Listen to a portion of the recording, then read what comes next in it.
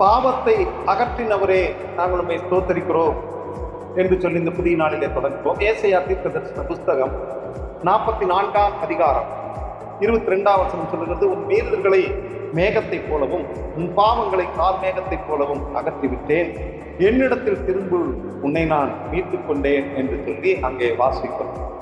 Babylon சிறையிருப்பிலிருந்து இஸ்ரவேல் ஜனங்கள் சிறையிருப்பிலே பட்ட பாடங்களால் அல்லது அவர்கள் கற்றுக்கொண்ட நெருக்கங்கள், நன்மைகளை பெற்றுக்கொள்வதில் நல்ல உபதேசம் கற்றுக்கொள்ள தேவன் தாமே இந்த நாளில் இந்த வார்த்தைகளை சொல்லுகிறார். கர்த்தர் யாக்கோபுக்கும் இஸ்ரவேல் 2 கட்டளைகளை கொடுக்கிறார், கட்டளைகளை சொல்லுகிறார். கர்த்தரை நினை என்று ஒரு கட்டளையும், கர்த்தரிடத்தில் திரும்பு என்று ஒரு கட்டளையும் சொல்லுகிறார். ஒரு கட்டளை நீ அவரை நினைத்துக்கொள், 2வது கட்டளை அவர் நினைக்கிறது.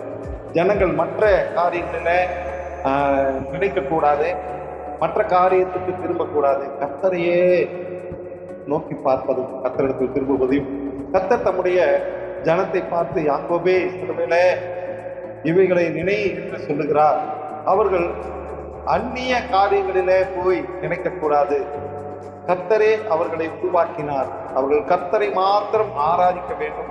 கர்த்தரை மாத்திரம் அவர்கள் எஜமானாக அவர்கள் நம்பி இருக்க வேண்டும். அவர்கள் வேறு எஜமான்களை சேவிக்க கூடாது. கர்த்தர் தம்முடைய ஜனத்தை பார்த்து என்னிடத்தில் திரும்பு என்று சொல்லுகிறார். நாம் தேவனிடத்தில் மாத்திரம் திரும்ப வேண்டும்.